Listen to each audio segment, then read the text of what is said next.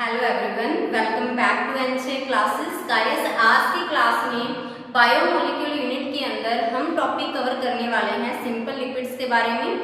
Previous class के अंदर मैंने जो लिपिड के डिफरेंट टाइप्स क्या होते हैं उसके बारे में आपको क्लियर किया था। तो आज की क्लास में जो बेसिकली हम डील करने वाले हैं सिंपल लिपिड को ही। ठीक है, तो चलिए स्टार्ट करते हैं। तो गाइस, प्रीवियस क्लास के अंदर मैंने आपको बताया था कि जो सिंपल लिपिड्स हैं वो कितने टाइप के होते हैं। वो बेसिकली टू टाइप के होते हैं। एक होता है हमारे पास क्या, ट्रू फैट, ठीक है, और एक होते हैं हमारे पास वैक्सीज। ठीक है, तो जो ट्रू फैट है इसी को ही हम क्या कह देते हैं, इसी को ही हम बोलते हैं गाइस न्यूट्रल फैट। तो चलिए सबसे पहले हम देखते हैं ट्रू फैट के बारे में, फिर हम डील करेंगे वैक्सीज को। ठीक है, तो देखिए जो ट्रू फैट होती है गाइस, जो ट्रू फैट है वो भी फर्दर कितने टाइप की होती है, टू टाइप की। ठीक है, और जो ट्रू फैट है आप बताइए कि मैंने आपको बताया भी था कि वो किससे मिलकर बनती है। ट्रू फैट है वो फैटी एसिड प्लस ग्लिसरॉल से मिलकर बनती है। वो किससे मिलकर बनती है, फैटी एसिड प्लस ग्लिसरॉल। और बट अगर हम वैक्सीज की बात करें तो वो fatty acid plus alcohol except other than glycerol. तो इट मींस अगर ग्लिसरॉल एज अल्कोहल काम कर रहा है तो हमारे पास ट्रू फैट बनेंगे। बट अगर हम कहें कि ग्लिसरॉल के अलावा कोई और अल्कोहल है जो फैटी एसिड के साथ कंबाइन हुआ तो वहां पे क्या बनते हैं गाइस, उस टाइम फॉर्म होंगे वैक्सीज। और यही मेन डिफरेंस भी है वैक्सीज के अंदर और ट्रू फैट के अंदर। ठीक है, तो अभी देखिए कि जो ट्रू फैट है जो कि फैटी एसिड और ग्लिसरॉल के कॉम्बिनेशन से बनी, वो ट्रू फैट कितने टाइप की होती है, टू टाइप की। एक होती है हमारे पास saturated fat, saturated fat, and second one है गाइस हमारे पास अनसैचुरेटेड फैट। सेकंड क्या है हमारे पास, अनसैचुरेटेड फैट। ठीक है, अभी देखिए कि जो सैचुरेटेड फैट है और अनसैचुरेटेड फैट है इनके अंदर मेन डिफरेंस क्या है गाइस। ये चीज आपको क्लियर होनी चाहिए कि अगर हम ट्रू फैट की बात कर रहे हैं तो ग्लिसरॉल तो उसके अंदर होगा ही होगा। ठीक है, फैटी एसिड भी होंगे नो डाउट। बट जो सैचुरेटेड फैट है एज यूजुअल नेम से ही क्लियर है कि सैचुरेटेड फैट है तो उसके अंदर ग्लिसरॉल तो होगा ही होगा। But as a fatty acid क्या होंगे, उनके अंदर सैचुरेटेड फैटी एसिड प्रेजेंट होंगे। क्या प्रेजेंट होंगे, सैचुरेटेड फैटी एसिड। ठीक है, तो ट्रू फैट फैटी एसिड और ग्लिसरॉल के मिलने से बनती है। तो जो ट्रू फैट का टाइप है सैचुरेटेड फैट, उसके अंदर क्या होंगे, फैटी एसिड की जगह सैचुरेटेड फैटी एसिड मींस उसी के type. Fatty acid two type के हैं, सैचुरेटेड एंड अनसैचुरेटेड। अगर ग्लिसरॉल के साथ सैचुरेटेड फैटी एसिड जुड़े हुए हैं तो हम उसको रखेंगे सैचुरेटेड फैटी कैटेगरी में। बट अगर मैं आपसे कहूं कि जो ग्लिसरॉल है, ग्लिसरॉल के साथ किसने कॉम्बिनेशन कंबाइन हुआ है, अगर वहां पर अनसैचुरेटेड क्या है, वहां पे फैटी एसिड है, तो अगर वहां पर अनसैचुरेटेड फैटी एसिड है तो वो आएंगे अनसैचुरेटेड फैट में। तो अभी तक हमने क्या पढ़ा कि जो ट्रू फैट है वो टू टाइप्स की है, saturated fat and unsaturated fat. अगर ग्लिसरॉल के साथ सैचुरेटेड फैटी एसिड ऐड है तो देन हम उसको बोलेंगे सैचुरेटेड फैट। और अगर वहां पर गाइस अनसैचुरेटेड फैटी एसिड है तो देन हम कहेंगे कि वो क्या है, अनसैचुरेटेड फैट है। ठीक है, तो अभी आप देखो कि ये सैचुरेटेड फैटी एसिड क्या होते हैं, क्योंकि आपको ये तो डिफरेंस पता लग गया कि सैचुरेटेड फैट के अंदर सैचुरेटेड फैटी एसिड होंगे और अनसैचुरेटेड फैट के अंदर अनसैचुरेटेड फैटी एसिड होंगे। बट आपको ये डिफरेंस अभी पता होना चाहिए गाइस कि सैचुरेटेड फैटी एसिड और अनसैचुरेटेड फैटी एसिड के अंदर मेन डिफरेंस क्या होता है। ठीक है, तो देखिए मैं यहाँ पे लिख देती हूँ, एक तरफ हम ले लेते हैं सैचुरेटेड फैटी एसिड को, सैचुरेटेड फैटी एसिड को,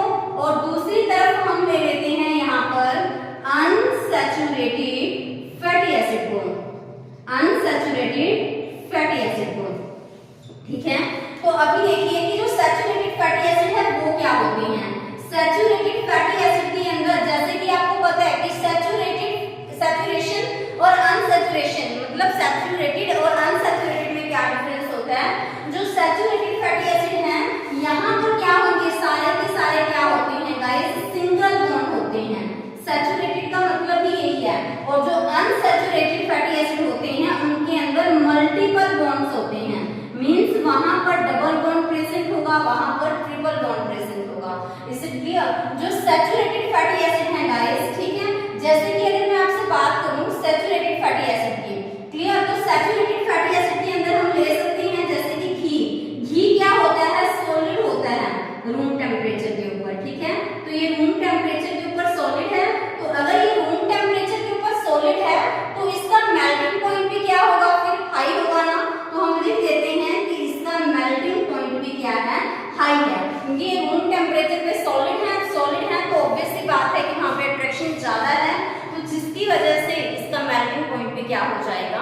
हाई हो जाएगा। और अगर मैं अनसैचुरेटेड फैटी एसिड की बात करूं, यहाँ पर तो मल्टीपल बॉन्ड प्रेजेंट होंगे। अनसैचुरेशन का मतलब ही यही है कि जहां पर मल्टीपल बॉन्ड हो। मल्टीपल बॉन्ड का मतलब है कि सिंगल बॉन्ड तो देखो वहां पे होंगे ही होंगे, नो डाउट, बट उसके अलावा वहां पे डबल बॉन्ड, ट्रिपल बॉन्ड ये भी प्रेजेंट रहेंगे। तो अनसैचुरेटेड जो फैटी एसिड होते हैं इसके अंदर हम ले लेते हैं ऑयल का एग्जांपल, ठीक है। ऑयल क्या होते हैं? ये लिक्विड होते हैं रूम टेम्परेचर पे, ठीक है। तो अगर ये लिक्विड फॉर्म में है तो बताइए फिर जो इनका मेल्टिंग पॉइंट है ये भी क्या होगा? ये भी लो होगा। तो आई होप गाइस कि आपको सैचुरेटेड फैटी एसिड और अनसैचुरेटेड फैटी एसिड है इनके बीच में डिफरेंस क्लियर हुए होंगे। अभी हम कुछ एग्जांपल नोट करते हैं सैचुरेटेड फैटी एसिड के और अनसैचुरेटेड फैटी एसिड के, ठीक है। तो चलिए नोट कीजिए, एग्जांपल नोट कीजिए आप सैचुरेटेड फैटी एसिड के, ठीक है। तो सैचुरेटेड फैटी एसिड के अंदर फर्स्ट एग्जांपल आप नोट कीजिए पल्मिटिक एसिड। ये क्या है? ये फैट नहीं है, ये फैटी एसिड है। There is a difference between fat and fatty acid. क्योंकि अगर मैं यहाँ पे बात करूँ फैट की, फैट के अंदर तो क्या है? अल्कोहल भी है और फैटी एसिड भी है, समझ रहे हो ना। सो हम बात कर रहे हैं गाइस यहाँ पे सैचुरेटेड फैटी एसिड की, तभी मैंने वहां पे एफ नोट किया है, ठीक है। तो एग्जांपल है सैचुरेटेड फैटी एसिड का क्या? पल्मिटिक एसिड। तो पल्मिटिक एसिड का क्या फॉर्मूला होता है? बेसिकली इसका क्या क्या स्ट्रक्चर रहता है इसका?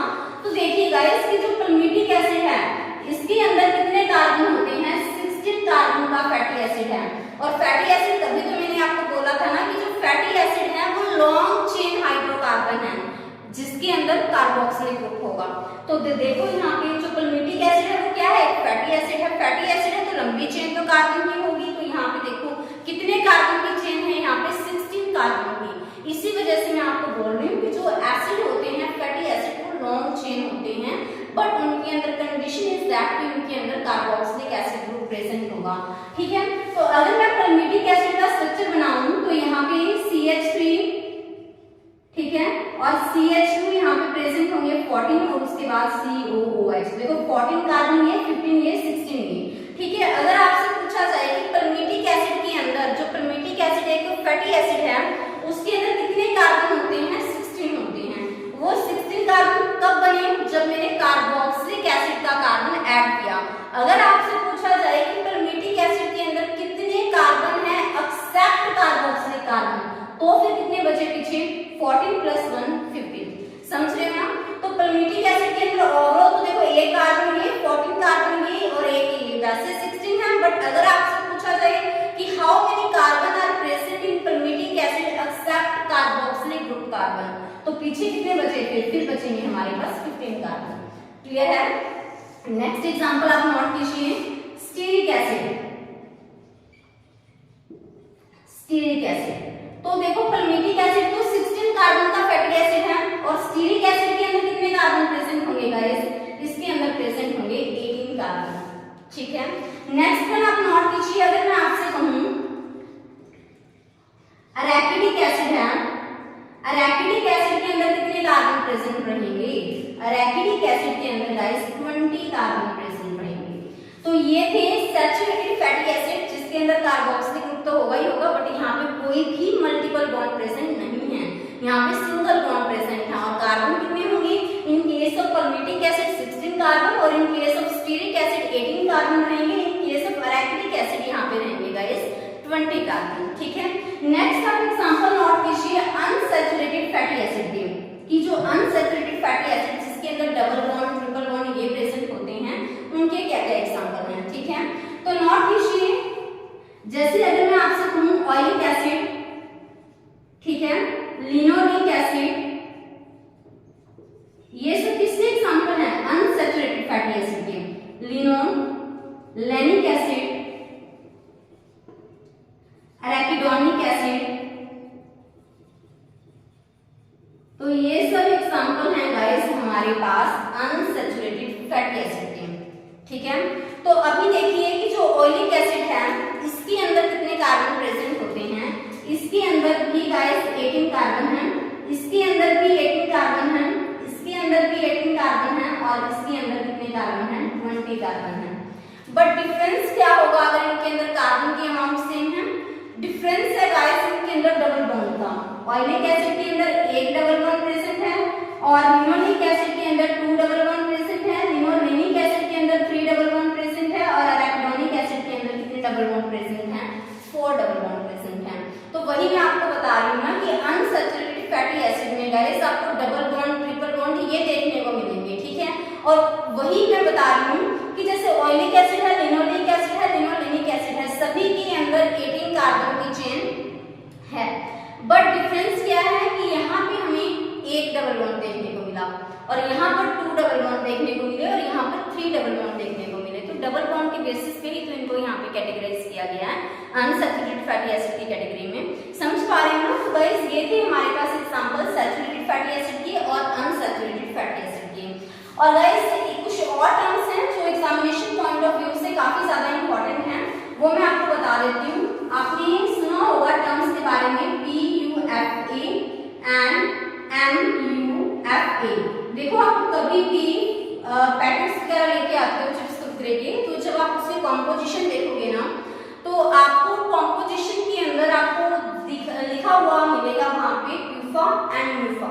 तो प्यूफा और म्यूफा क्या होता है ये मैं आपको अभी बताती हूँ, पहले आप समझ लीजिए कि जो प्यूफा क्या होता है। P से ध्यान रखिए पॉली, U से unsaturated, poly unsaturated fatty acid, poly unsaturated fatty acid, और M का मतलब क्या है? Mono unsaturated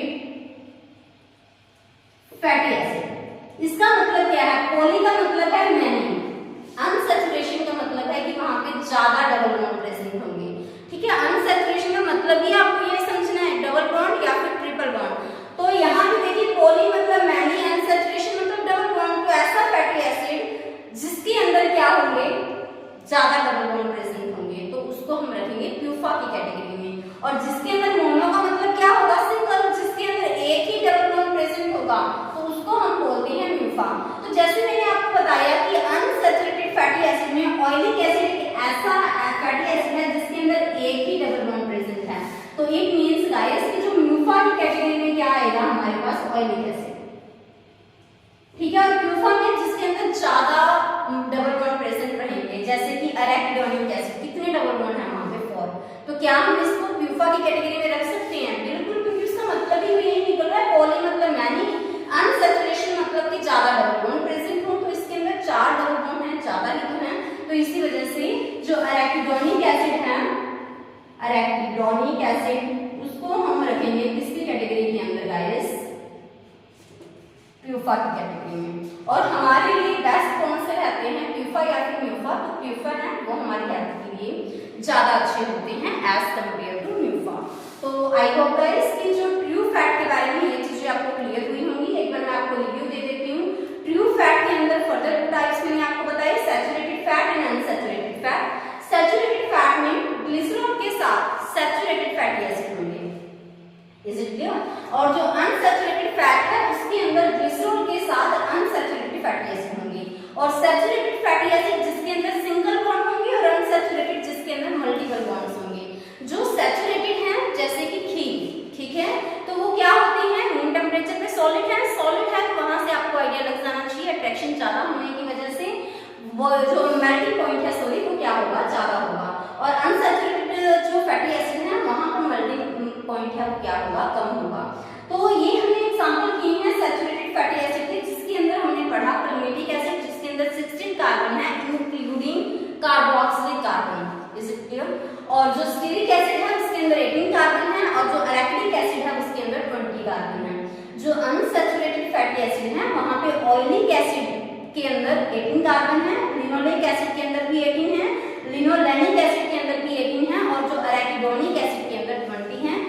there is a difference between the number of double bonds present here. Okay, तो गाइस ये था saturated fatty acid and unsaturated fatty acid के अंदर। बाकी हम नेक्स्ट स्लाइड गाइस अभी देखिए, अभी हम करेंगे ट्रू फैट के स्ट्रक्चर के बारे में। तो सबसे पहले आप देखिए कि जो ट्रू फैट है, जो कि फैटी एसिड और ग्लिसरॉल के मिलने से बनी, तो वो कैसे आपस में जुड़ते हैं with the help of ester bond, वो आपस में क्या करेंगे, कंबाइन करेंगे। ठीक है, तो जब फैटी एसिड और ग्लिसरॉल आपस में कंबाइन होते हैं with the help of ester bond, then वो क्या बनाते हैं गाइस, वो बनाएंगे ट्रू फैट। ठीक है, और अगर सैचुरेटेड फैटी एसिड कंबाइन हुए तो सैचुरेटेड फैट बनेंगे, और अगर अनसैचुरेटेड फैटी एसिड कंबाइन हुए, जो मैंने आपको प्रीवियस स्लाइड के अंदर बताया, तो हमारे पास क्या बनेंगे, अनसैचुरेटेड फैट। ठीक है, अभी देखिए आपकी जो फैटी एसिड है, फैटी एसिड क्या होता है, उसका जनरल फॉर्मूला RCOOH, क्योंकि long chain hydrocarbon means R। ठीक है, कार्बोक्सिलिक ग्रुप मींस RCOOH। ठीक है, तो जनरल फॉर्मूला क्या बना, RCOOH। ठीक है, नेक्स्ट देखिए हमारे पास ग्लिसरॉल का, तो ग्लिसरॉल को हम रिप्रेजेंट करते हैं इस तरह से। ठीक है, तो ये किसका स्ट्रक्चर है गाइस, ये स्ट्रक्चर है हमारे पास ग्लिसरॉल का। तो इट मींस फैटी एसिड की जब आपको बात की जाए तो जनरल फॉर्मूला लेके चलना है आपको RCOOH, और अगर आपसे बोला जाए ग्लिसरॉल देन आपको लेना है CH2OH CHOH CH2OH, यानी कि try hydroxy propane. Is it clear? तो अभी देखिए आपकी जो हमारे पास फैटी एसिड होता है, ठीक है, और ग्लिसरॉल कैसे इसको रिप्रेजेंट किया जाता है। तो गाइस जो ये ग्लिसरॉल है ना, इसको जब भी हम रिप्रेजेंट करते हैं तो हम सर्कल से रिप्रेजेंट कर सकते हैं। ठीक है, अगर हमें सिंपली इसको रिप्रेजेंट करना हो इनका स्ट्रक्चर, तो इसको हम रिप्रेजेंट करेंगे सर्कल से। और जो फैटी एसिड है, ठीक है, उसके अंदर लॉन्ग कार्बन की चेन है, तो उसको रिप्रेजेंट करते हैं टेल से। तो अगर हमें गाइस ट्रू फैट को इकट्ठे रिप्रेजेंट करना हो तो कैसे करेंगे, देखो ट्रू फैट जो कि किससे मिलकर बनी है, फैटी एसिड से, ठीक है, और ग्लिसरॉल से। तो ग्लिसरॉल को रिप्रेजेंट करना है इस तरह से सर्कल से, समझ पा रहे हो ना। तो ट्रू फैट जो कि फैटी एसिड से मिलकर बनी है, और फैटी एसिड को इस तरह से टेल से दिखाना है, ग्लिसरॉल को इस तरह सर्कल से दिखाना है। तो जब दोनों को कंबाइन कर दिया, फैटी एसिड को भी और किसको, ग्लिसरॉल को भी, तो क्या बन जाएगी, ट्रू फैट बन जाएगी। तो ये किसका स्ट्रक्चर हो गया, फिर फैट का। ठीक है, तो जिसके अंदर गाइस ध्यान दीजिए, जो ये वाला पार्ट है, ये किसको दिखा रहा है, ये रिप्रेजेंट कर रहा है हमारे पास ग्लिसरॉल को, जो कि क्या है हमारे पास, हाइड्रोफिलिक पार्ट है। क्या है ये, हाइड्रोफिलिक पार्ट। और जो ये टेल वाला पार्ट है, ये किसको रिप्रेजेंट कर रहा है, ये रिप्रेजेंट कर रहा है यहाँ पे फैटी एसिड को। किसको रिप्रेजेंट करता है, ये यहाँ पे फैटी एसिड को। तो फैटी एसिड के अंदर गाइस, फैटी एसिड क्या है यहाँ पे, फैटी एसिड है हाइड्रोफोबिक पार्ट। ठीक है, और ये क्या है, हाइड्रोफिलिक पार्ट, और ये हाइड्रोफोबिक। तो यानी कि एक के अंदर ही हाइड्रोफिलिक भी है और हाइड्रोफोबिक भी है, तभी हम इसको क्या बोल देते हैं, तभी हम इसको बोलते हैं एम्फीपैथिक। क्या बोलते हैं हम इसको, एम्फीपैथिक मॉलिक्यूल, क्योंकि इसके अंदर एम्फी का मतलब होता है बहुत, क्योंकि इसके अंदर हाइड्रोफिलिक पार्ट भी आ गया और इसके अंदर हाइड्रोफोबिक पार्ट भी आ गया, तभी हम इसको क्या बोलते हैं, amphipathic molecule. Is it clear? तो अभी देखिए इतना आपको क्लियर हो गया होगा। तो अभी हम स्ट्रक्चर देखते हैं कि एक्चुअल में स्ट्रक्चर बनता कैसे है। तो देखिए सबसे पहले मैं क्या ले लेती हूँ यहाँ पे, ग्लिसरॉल। क्या ले लेते हैं हम यहाँ पे, ग्लिसरॉल को। ठीक है, CHOH, और यहाँ पे देखिए CH2OH। ठीक है, तो अभी देखिए कि अगर हमने ये ले लिया, किसका स्ट्रक्चर गाइस, ग्लिसरॉल का, और ग्लिसरॉल के अंदर अभी मैंने क्या ऐड किया, ग्लिसरॉल के अंदर बताइए, ग्लिसरॉल के अंदर ऐड करेंगे हम फैटी एसिड। और फैटी एसिड को मैं जब भी रिप्रेजेंट करना चाहूँ तो क्या मैं रिप्रेजेंट कर सकती हूँ, RCOOH से, कोई डाउट नहीं है। और अगर क्या मैं इसको ऐसे लिख दूं, देन आपको आई थिंक कोई दिक्कत होनी नहीं चाहिए, RCOOH। ठीक है, क्लियर है ना। तो अभी देखो आगे क्या होगा, अभी देखिए कि यहाँ से H रिमूव होगा, ठीक है, और यहाँ से क्या रिमूव होगा, यहाँ से रिमूव होगा गाइस OH। तो क्या रिलीज हो जाएगा, देखिए यहाँ से रिलीज हो जाएगा वाटर, वाटर रिलीज होने के बाद क्या बनेगा, देखो ये ग्लिसरॉल है तो ये क्या है, फैटी एसिड है, RCOOH। तो यहाँ से वाटर रिमूव हुआ, डिहाइड्रेशन हुई, वाटर रिमूव हुआ और क्या बन जाएगा, वाटर रिमूव होने के बाद गाइस यहाँ पे बनेगा CH2, ऑक्सीजन तो उसके साथ है ही। यहाँ पे देखिए CH जो पहले वाला पार्ट है, पहले मैं उसको एज इट इज उतार लूं, CH2OH। तो देखिए इस ऑक्सीजन के साथ भी क्या लग गया, OCR1, क्या लग जाएगा, OCR1।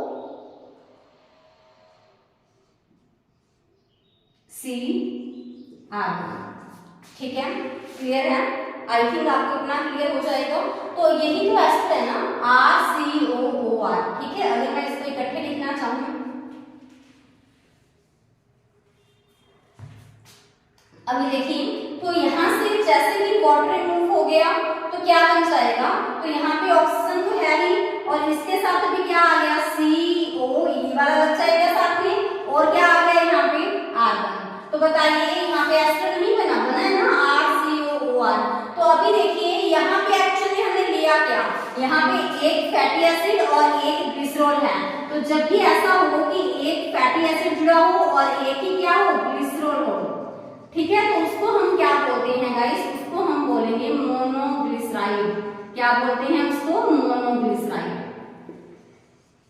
ठीक है, जिसके अंदर देखो अभी एक ही क्या है, ग्लिसरॉल है और एक ही क्या है, फैटी एसिड है। तो जब एक ही ग्लिसरॉल एक ही फैटी एसिड हो तो क्या बोलेंगे उसको, मोनोग्लिसराइड। ठीक है, तो देखो एक ही ग्लिसरॉल है और एक ही फैटी एसिड है, तो फैटी एसिड को तो मैं ऐसे रिप्रेजेंट करती हूँ, तो ये किसका स्ट्रक्चर बन गया गाइस, मोनोग्लिसराइड का, जो मैंने ऊपर भी बनाया है।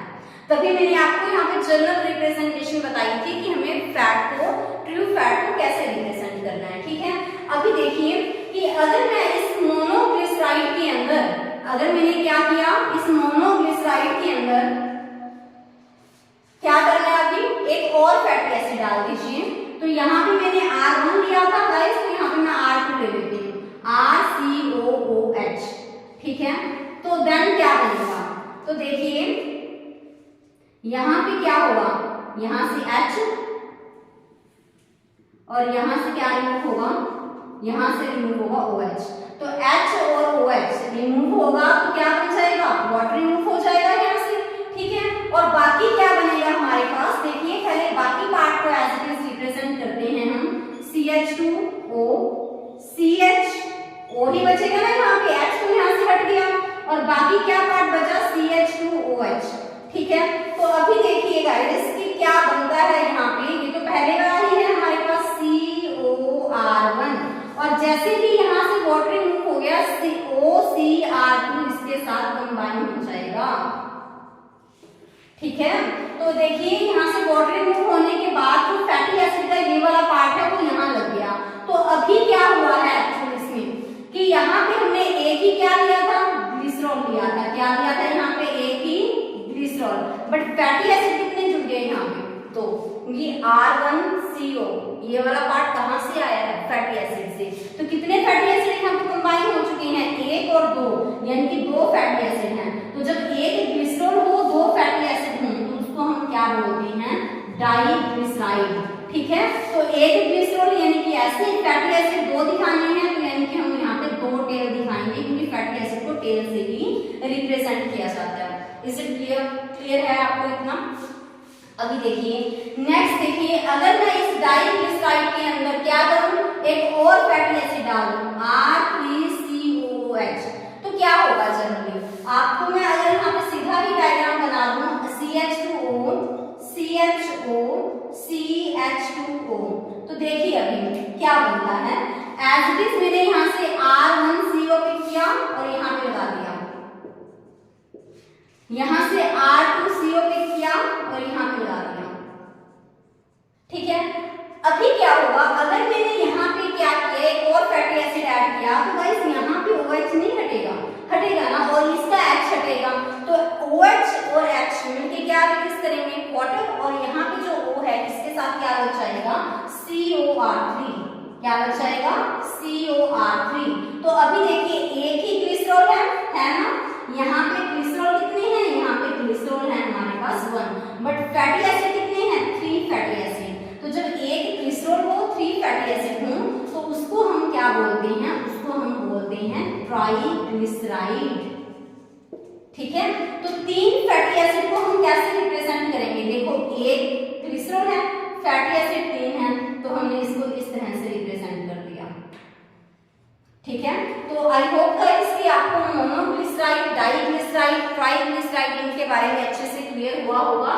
तो आपको ये भी पता लग गया होगा कि जो ट्रू फैट है एक्चुअली में वो फैटी एसिड और ग्लिसरॉल हम बोलते हैं हमेशा कि उनके कॉम्बिनेशन से बनते हैं, तो वो बनते कैसे हैं। तो गाइस ये था ट्रू फैट के बारे में, यानी कि न्यूट्रल फैट के बारे में। ठीक है, और जो न्यूट्रल फैट है ना, ये उनकी हमारी बॉडी के अंदर क्या इंपॉर्टेंस होती है। देखो जो ये फैट है, जो ये हमारी स्किन होती है, स्किन के नीचे डिपॉजिट हो जाते हैं, तो वो एज अ इंसुलेटर की तरह काम करेंगे।